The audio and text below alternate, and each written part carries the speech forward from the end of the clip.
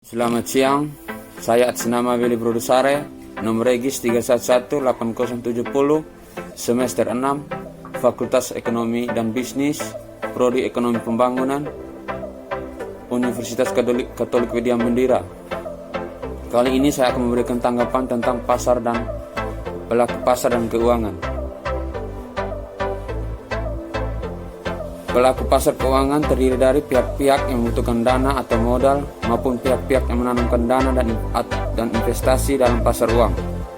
Pelaku dalam pasar uang terdiri dari bank sentral, lembaga-lembaga pemerintah, perusahaan-perusahaan swasta, bank-bank komersial, yayasan, lembaga dana pensiun, perusahaan asuransi, perantara pedagang efek, serta lembaga keuangan lainnya maupun individu masyarakat. Peran Bank Indonesia sebagai pelaku utama dalam pasar uang adalah untuk menjaga kestabilan moneter dan harga melalui instrumen keuangan yang dikeluarkan, yakni sertifikat Bank Indonesia. Lembaga-lembaga pemerintah memainkan perannya dalam pasar uang sebagai pihak yang membutuhkan dana untuk membiayai proyek-proyek pemerintah dikarenakan adanya perbedaan waktu antara penerima pajak ataupun penerimaan lainnya dengan mengeluarkan yang mestinya dilakukan. Perusahaan-perusahaan swasta mengambil peranan sebagai berikut. Pihak yang menghimpun dana dari pasar uang dengan menerbitkan surat berharga jangka pendek.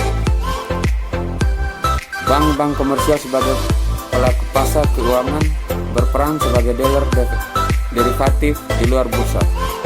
Lembaga perantara keuangan dan untuk memenuhi kebutuhan kewajiban giro minimum yang harus mereka lakukan pelihara bank pada bank sentral serta memberi jasa pendapat atau dasar fee.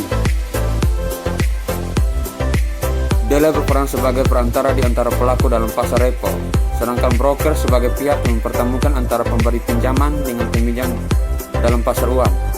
Lembaga keuangan lainnya, individu masyarakat, dan lembaga dana pensiun yang mempunyai peran penting dalam pasar uang. Ciri-ciri pasar keuangan dalam kehidupan kita sehari-hari. Yang pertama, berorientasi kepada pemenuhan dana jangka pendek. Yang kedua, mekanisme pasar uang ditekan untuk mempertemukan pihak yang mempunyai kelebihan dana dan yang membutuhkan dana. Tidak terikat pada tertentu seperti pasar modal.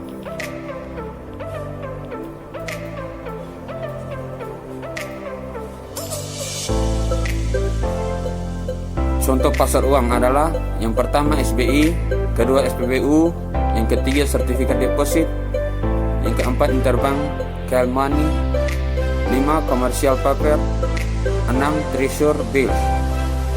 Tujuan pasar uang dalam kehidupan kita sehari-hari yang pertama untuk memenuhi kebutuhan jangka pendek, yang kedua untuk memenuhi kebutuhan likuiditas, yang ketiga untuk memenuhi kebutuhan modal kerja, keempat sedang mengalami kala keliring.